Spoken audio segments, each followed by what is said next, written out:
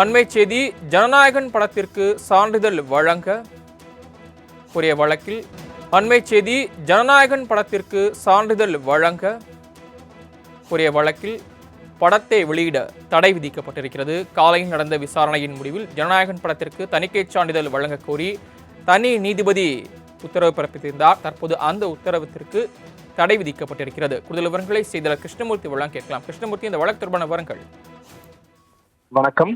நடிகர் விஜயின் ஜனநாயகன் படம் ஜனவரி 9ஆம் தேதிக்கு வெளியாகும் என்று அறிவிக்கப்பட்ட நிலையில் சான்றிதழ் வழங்க என்று கோரி கேவிஎன் புரொடக்ஷன் தயாரிப்பு நிறுவனமான சென்னை உயர்நீதிமன்றத்தில் அவர்கள் தரப்பில் தணிக்கை சான்றிதழ் கேட்டு மனு தாக்கலானது செய்யப்பட்டிருந்தது. வழக்கில் இன்று காலை தீர்ப்பளித்த பி.டி. ஆஷா, தணிக்கை குழு உறுப்பினர் ஒருவர் அளித்த புகாரின் அடிப்படையில் சென்சார் சான்று நிறுத்தி வைக்கப்பட்டுள்ளதாக கூறுவது ஏற்புடையதல்ல கூறியிருக்கிறார். தொடர்பாக தயாரிப்பு நிறுவனத்திற்கும் தெரியப்படுத்தாமல் இருந்தாலும் கூட புகார் தொடர்பாக பட தயாரிப்பு நிறுவனம் பதிலளிக்க வாய்ப்பளிக்காததாலும் சென்சார் போர்டு படத்தை தணிக்கைக்கு அனுப்பியவை ரத்து செய்து நீதிபதி பி.டி. ஆஷா இன்று காலை தீர்ப்பளித்திருந்தார்.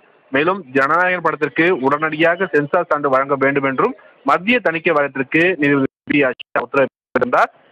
இந்த நிலையில் அவர் உத்தரவு பிறப்பித்த சில நிமிடங்களிலேயே தீர்ப்பை எதிர்த்து சென்சார் போர்டு தரப்பில் சென்னை உயர்நீதிமன்ற தலைமை நீதிபதி ஸ்ரீவத்சவா மற்றும் நீதிபதி அமரும் முன்பாக மத்திய அரசின் தரப்பில் மூத்த வழக்கறிஞர் ஏ.ஆர். சுந்தரேசன் ஒரு அவசர முறையீடு செய்தார். இந்த முறையீட்டை கேட்ட தலைமை நீதிபதி அமர்வு மனுவாக செய்தால் அதை பிற்பகலுக்கு எடுத்துக் கொள்வதாக தெரிவித்திருந்தார். பின்னர் இந்த வழக்கு இன்று பிற்பகல் மீண்டும் விசாரணைக்காக எடுத்துக்கொள்ளப்பட்ட போது மதம் மற்றும் ராணுவ சர்ச்சைக்குரிய காட்சிகள் இந்த படத்தில் இடம்பெற்றுள்ளதாக மத்திய அரசின் சொலிசிட்டர் ஜெனரல் துஷார் மெத்தா தரப்பில் வாதங்களானது வைக்கப்பட்டது.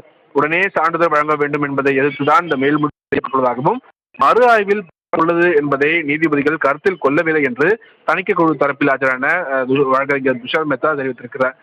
குறிப்பாக இந்த வழக்கின் போது பல்வேறு கேள்விகளை தயாரிப்பு நிறுவனத்திற்கு தலைமை நீதிபதி அமர்வு முன்வைத்திருக்கிறது.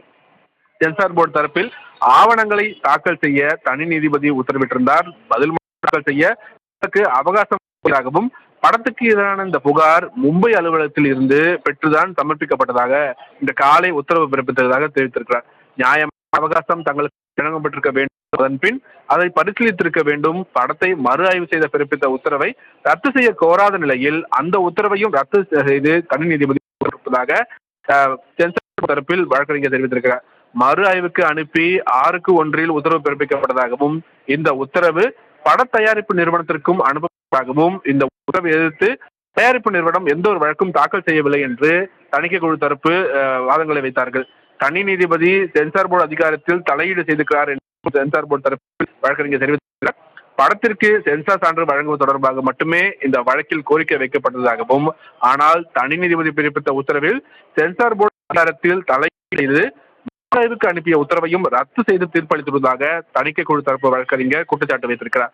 வழக்கில் பதில் மனு தாக்கல் செய்ய தாங்கள் அவகாசம் கோரியதாகவும் நியாயமான அவகாசத்தை அவர்கள் வழங்கப்பட்டிருக்க வேண்டும், அதன் பின் அதை பரிசீலித்திருக்க வேண்டும் என்றும் அவர் தரப்பில் வாதங்கள் வைக்கப்பட்டது. சென்சார் போர்டு தரப்பில் மூத்த வழக்கறிஞர் ரசூல் மற்றும் தணிக்கை உத்தரவிட்டு பட தயாரிப்பு நிறுவனம் வழக்கு தொடராத நிலையில் தனி நீதிபதி அந்த உத்தரவை ரத்து செய்து ஏற்க முடியாது என்று சென்சார் போர்டு தரப்பில் தெரிவிக்கப்பட்டது. கிருஷ்ணமூர்த்தி, வழக்கின் விசாரணை ஒருபுறம் நடைபெற்று வந்தாலும் இந்த தணிக்கை சான்றிதழ் எப்போது வழங்கப்படும் என்று எதன் தெரிவிக்கப்பட்டதா சென்சார் போர்டு தரப்பிலிருந்து? தனி நீதிபதி பிறப்பித்த உத்தரவு பொறுத்தவரை இன்று காலை உடனடியாக திரைப்படத்திற்கு தணிக்கை குழு வழங்க வேண்டும் என்றுதான் தணிக்கை குழுவிற்கு நீதிபதி உத்தரவிட்டிருந்தார்.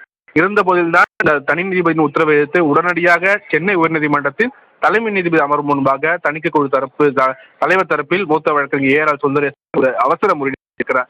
உடனடியாக இந்த மத்திய அரசு தரப்பு இந்த தணிக்கை குழு முறையீடு செய்த காரணமாகவே தங்களுக்கான நியாயமான கோரிக்கை தனி நீதிபதி கேட்கவில்லை என்பதுதான். ஒரு மனு செய்யும் பட்சத்தில் மனுவிற்கு பதிலளிப்பதற்காக 4 வார கால அவகாசமானது வழங்கப்பட வேண்டும். அந்த அவகாசம் கூட தங்களுக்கு வழங்கப்படவில்லை என்பதுதான் தணிக்கை குழு தரப்பு குற்றச்சாட்டாகவே வைக்கப்பட்டது. இதை இந்த மேல் வழக்கில் தொடர்ந்து தலைமை நீதிபதி கேட்ட கேள்வியே அதுதான்.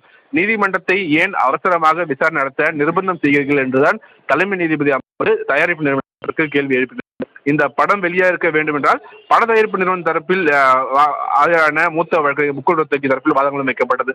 சென்சார் வழங்கும் எப்படி வழங்க முடியும், தயாரிப்பு நிறுவனத்திற்கு தலைமை நீதிபதி பல்வேறு கேள்விகளை எழுப்பிய போது பொறுமையாக காத்திருக்காமல் நீதிமன்றத்திற்கு ஏன் இத்தனை அழுத்தம் கொடுத்துள்ளீர்கள் என்று பட தயாரிப்பு நிறுவனத்திற்கு தலைமை நீதிபதி இதற்காக பல்வேறு கேள்விகளை முன்வைத்திருக்கிறார் சரவணன்.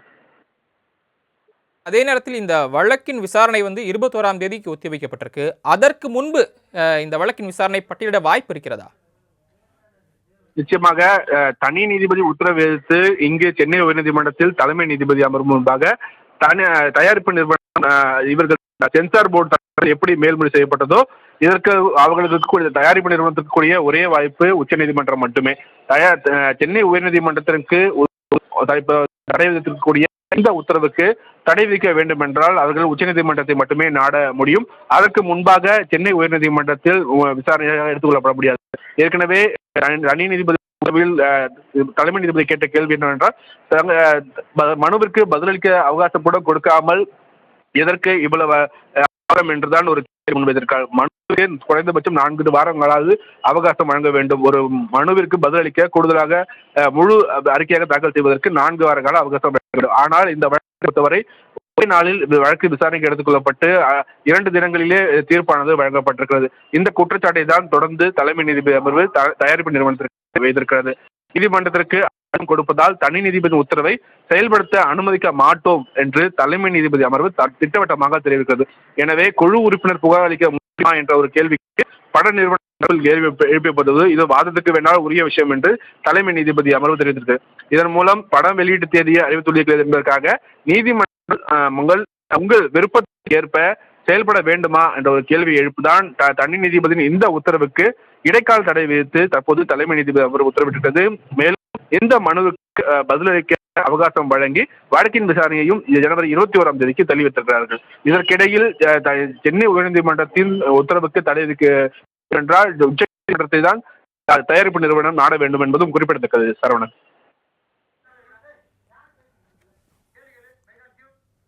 கிருஷ்ணமூர்த்தி, நீங்கள் கூறியது போல ஒருவேளை உச்சநீதிமன்றத்திற்கு செல்ல வாய்ப்பு இருப்பதாக தெரிவித்திருக்கிறீர்கள். பட நிறுவனம் தரப்பில் என்ன தெரிவிக்கப்பட்டிருக்கிறது? உச்சநீதிமன்றத்தில் செல்ல வாய்ப்பு இருக்கிறதா? சனி ஞாயிறு விடுமுறை என்பதால் அதற்கான வாய்ப்பு எந்த அளவுக்கு இருக்கிறது?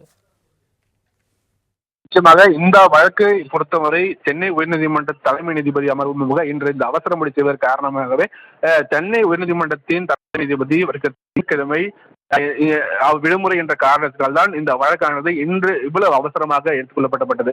ஏனென்றால் திங்கட்கிழமை விசாரணைக்கு எடுத்துக்கொள்ளப்படும் என்று எதிர்பார்த்திருக்கப்பட்டது.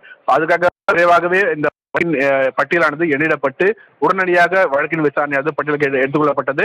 தயாரிப்பு நிறுவனத்திற்கு கூடிய ஒரே நம்பிக்கை என்பது உச்சநீதிமன்றத்தில் வேண்டும் என்பது மட்டுமே தான். இல்லை ஏனென்றால் திரைப்படத்தின் தேதி தற்போது வரை குறிப்பிடாமல் வைத்திருக்கிறார்கள். எனினும் இங்கே தீர்ப்புக்காக ஒவ்வொரு முறையும் தலைமை நீதிபதி இங்கு எழுப்பக்கூடிய ஒரே கேள்வி, ஏன் இத்தனை அவசரம் இந்த வழக்கில் காட்டுகிறீர்கள், அப்படி என்ன அவசரம் என்றுதான் தொடர்ந்து கேட்டு வருகிறார்.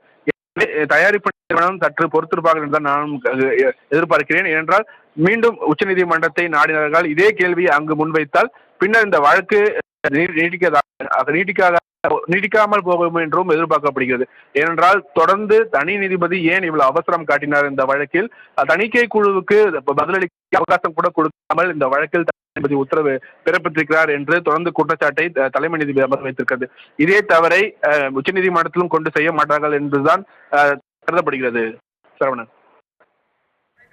தாங்கள் வழங்கிய தகவல்களுக்கு நன்றி கிருஷ்ணமூர்த்தி.